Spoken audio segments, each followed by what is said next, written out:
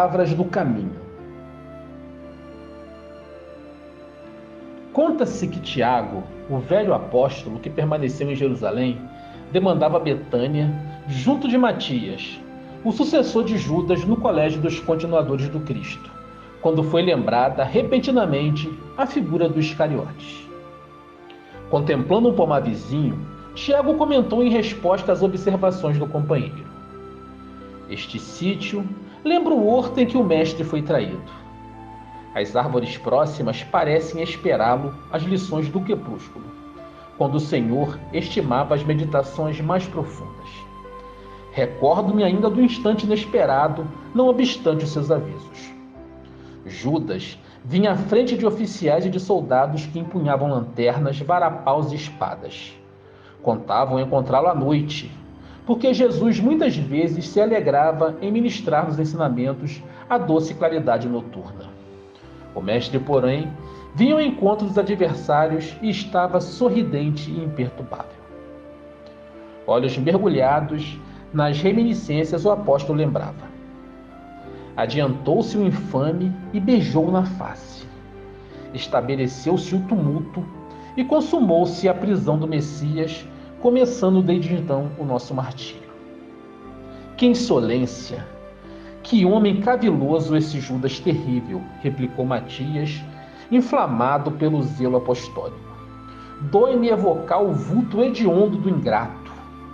Como não vacilou ele no crime ignominioso? Será Judas para sempre a nossa vergonha, exclamou Tiago, arrimando-se ao bordão rústico. Muitas vezes ouço a argumentação de Pedro, que busca defendê-lo. Ouço e calo-me, porque para mim não existem palavras que o escusem. Esse traidor será um réu diante da humanidade. Foi ele quem entregou o mestre aos sacerdotes criminosos e provocou a tragédia do Gólgota. Não tem advogados nem desculpas. Foi perverso, positivamente infame. Como se abalançou a semelhante absurdo, indagou o interlocutor. Tudo lhe dera o Senhor em bênçãos eternas. Foi o espírito diabólico da ambição degenerada, tornou Tiago em voz firme.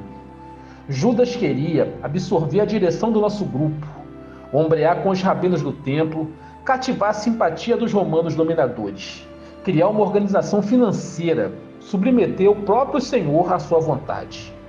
Pedro costuma afirmar que o celerado não previa as consequências do ato da traição, nem alimentava o propósito de eliminar o Messias amado. Contudo, não posso admitir a suposição.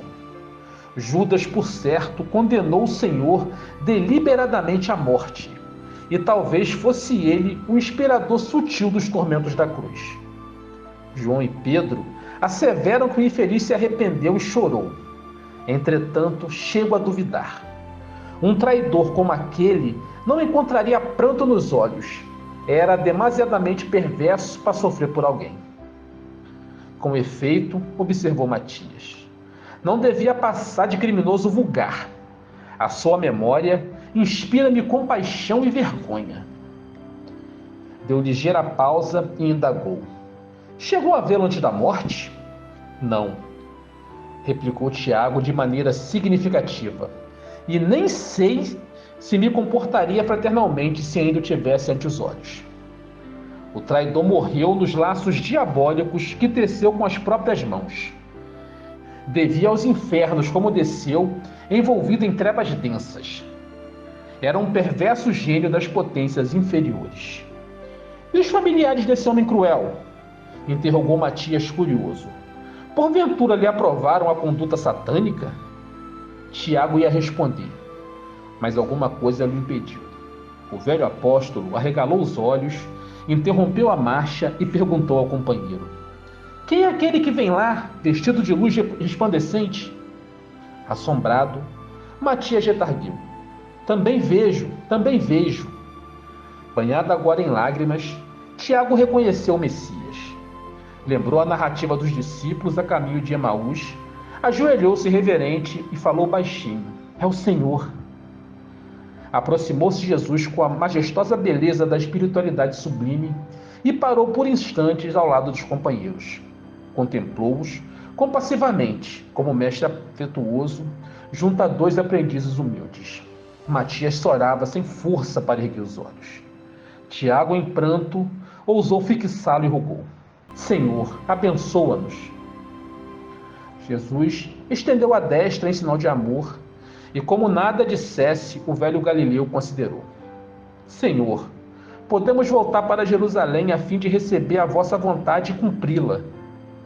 Não, Tiago, respondeu Cristo doce e firmemente. Não vou agora. Sigo em missão de auxílio a Judas.